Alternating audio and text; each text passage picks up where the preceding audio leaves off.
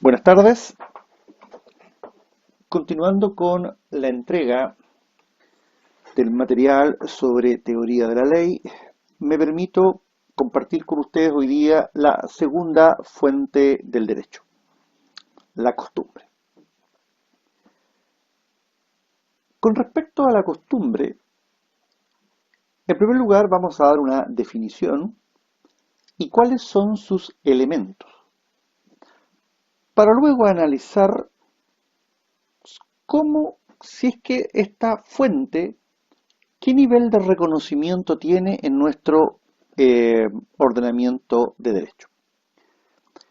Se define la costumbre como la observancia constante y uniforme de una regla de conducta realizada por la generalidad o gran mayoría de los miembros de una comunidad social con la convicción de que responde a una necesidad jurídica.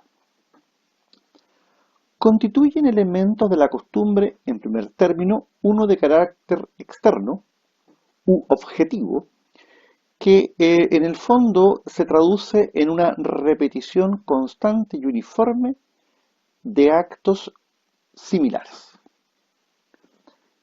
Y el segundo elemento, más bien interno o subjetivo, dice relación con la convicción por parte de los miembros de la comunidad en cuanto a la necesidad jurídica de que aquella regla de alguna manera sea vinculante y obligatoria para todos. La costumbre presenta como caracteres los siguientes. Uno, es de un uso social general. Dos, debe presentar un carácter uniforme. Tres, ha de ser constante. Cuatro, ha de tener cierta duración en el tiempo. Y finalmente ha de tener un sustrato jurídico, es decir, que tenga el deseo de crear a través del comportamiento normas jurídicas o de contribuir a la creación de normas de derecho. La costumbre, según la extensión del territorio donde se practica, puede ser costumbre internacional o bien costumbre nacional. Dentro de la costumbre nacional podemos vislumbrar la costumbre general y la costumbre legal. Y según su posición frente a la ley, la costumbre puede ser conforme a la ley, fuera de la ley o contra la ley.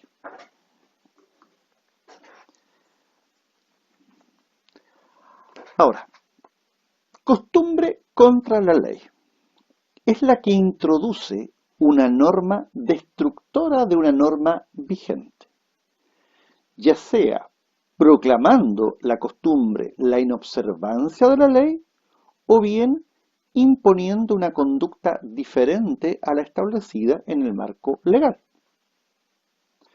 En cualquiera de estas dos formas, conduce a lo que se llama el desuso de la norma jurídica, legislada, perdón. La costumbre fuera de la ley es la que rige una materia o asunto sobre el cual no hay norma. Es decir, cuando hay una laguna, cuando hay un vacío, se podría llegar a utilizar la costumbre. Y finalmente está la costumbre según la ley, es aquella que adquiere el carácter de norma jurídica en razón de ser llamada por la ley a regir un asunto determinado.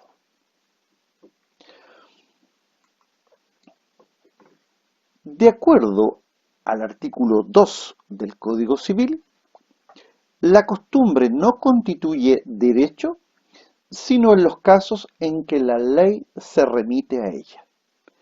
Es decir, para la legislación civil no tiene cobertura la costumbre contra la ley, ni la costumbre fuera de la ley, sino que solo tiene aplicabilidad o cobertura la costumbre según la ley.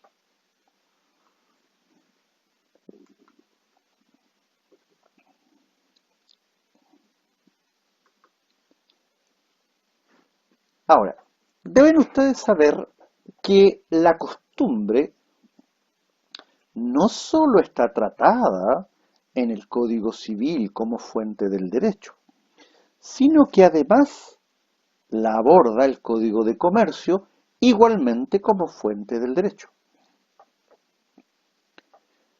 Entonces, veamos qué diferencias hay entre la costumbre civil y la costumbre mercantil.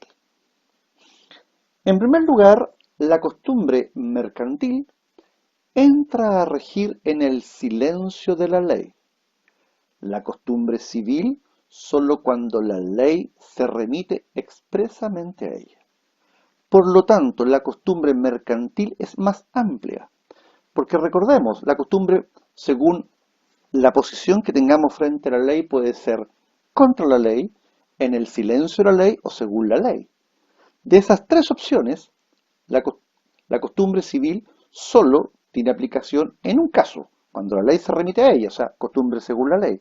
En cambio, para el Código de Comercio hay dos posibilidades, o según la ley o en el silencio de la ley.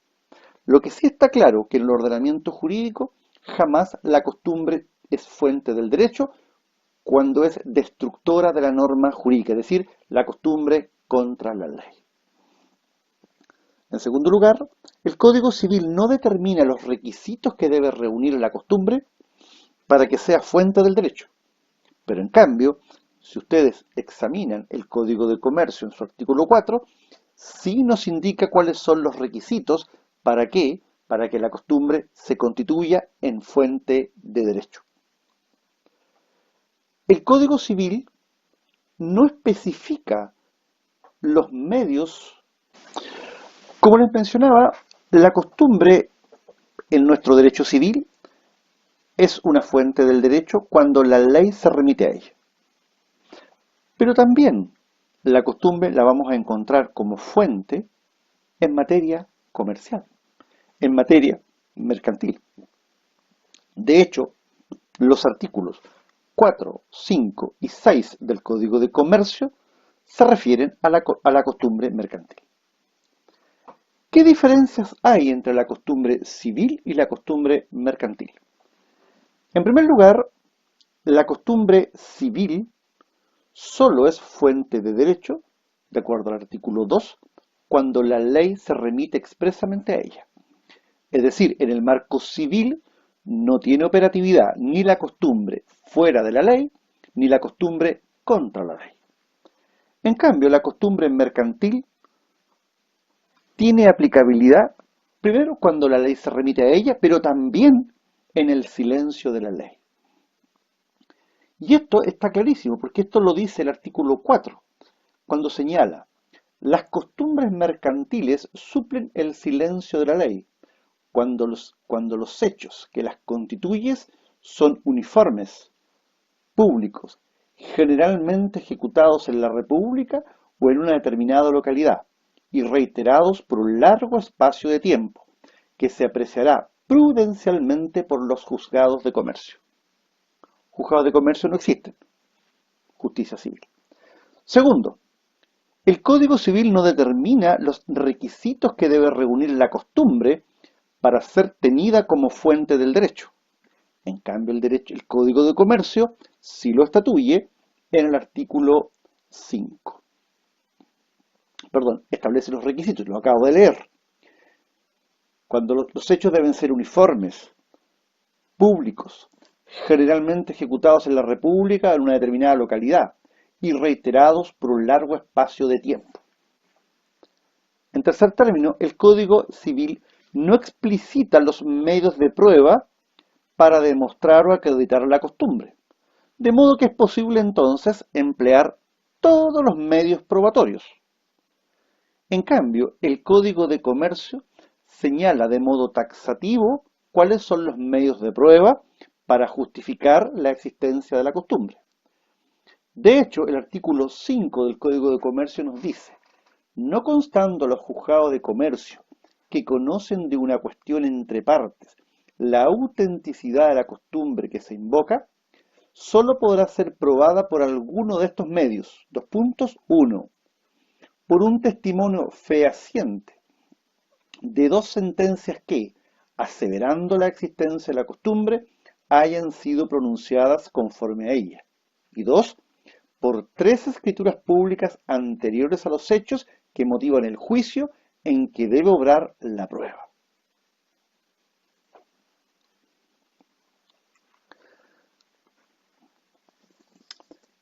Para concluir con el estudio de la ley y la costumbre como fuentes de derecho, es necesario y vital realizar un paralelo entre ellas. En primer lugar, en cuanto al origen, la costumbre emana de los usos del cuerpo social. La ley emana de los órganos legislativos, Congreso Nacional, Presidente de la República. 2. En materia de extinción, la ley pierde eficacia cuando es derogada. En cambio, la costumbre la va a perder por el simple desuso o cuando desaparece cualquier elemento que la constituye. 3.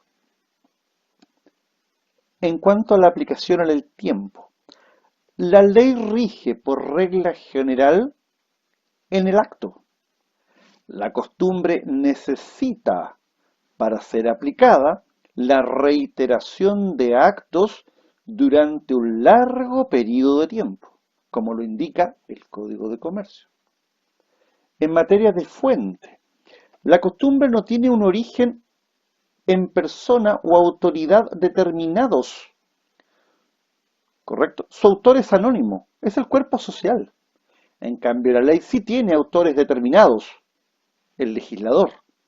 Y si queremos escarbar, podemos llegar a quién es el suscriptor de la moción parlamentaria, el diputado o el senador. Y claramente también vamos a saber quién es el presidente de la República que suscribe el mensaje presidencial. En cuanto al modo de expresión, la ley se expresa por medio de la escritura. En cambio, la costumbre se expresa generalmente por vía oral. Y finalmente, en materia de prueba, la ley no requiere de prueba, pues sabemos que una vez que ella ha sido publicada en el diario oficial, se entiende por todos conocida, y nadie puede alegar ignorancia de su contenido después que ésta haya entrado en vigencia. En cambio, la costumbre evidentemente debe ser probada.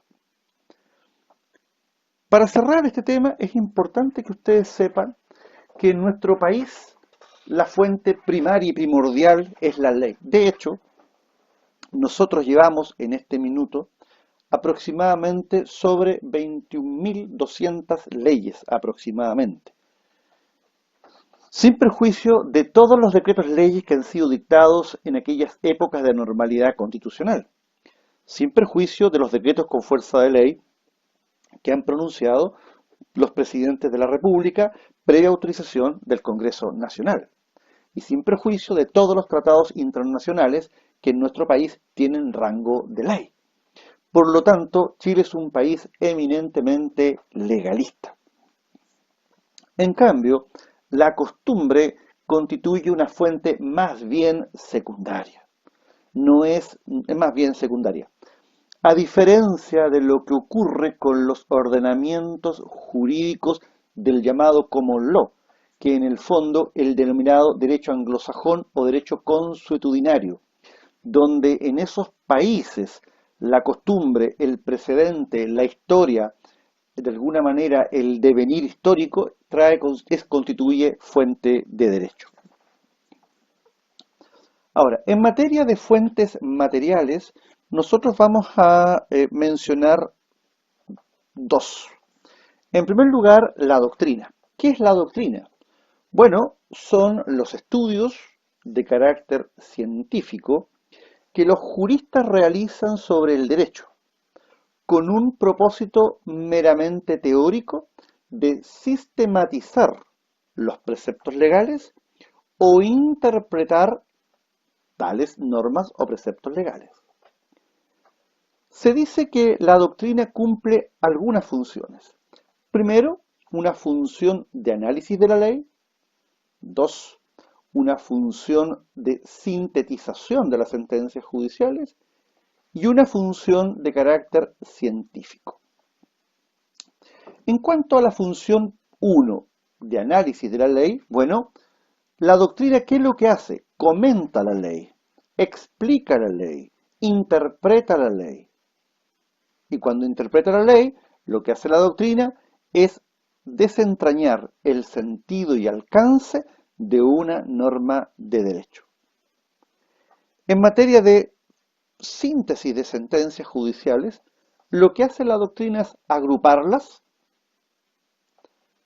las compila, las compara, de manera de ir deduciendo de ese conjunto de sentencias en un mismo sentido ciertos principios generales, lo que se llama la doctrina jurisprudencial, es decir, los autores analizan 100 sentencias y a partir de esas 100 sentencias lo que hacen los autores es de alguna manera ilustrarnos cómo están siendo aplicadas las normas de derecho a casos concretos.